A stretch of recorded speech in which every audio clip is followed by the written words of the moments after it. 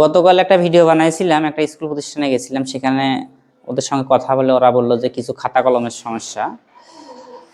আজকে সেই খাতা কলমগুলো নিয়েছি তাদেরকে দেওয়ার জন্য। সবাই আমার সামনে আছে, আমি তাদেরকে খাতা কলমগুলো দেব। তোমরা আমাদের কাছে কি চাইছিলে কালকে?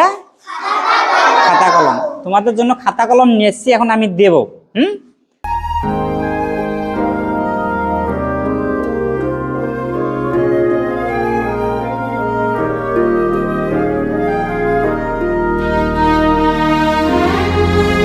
পাইছো?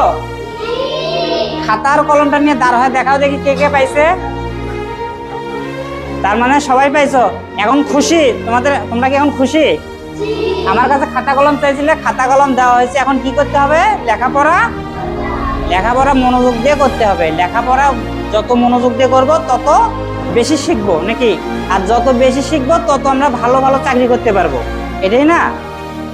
তাহলে তোমরা খুশি? খাতা কলম পাইবে, বসো।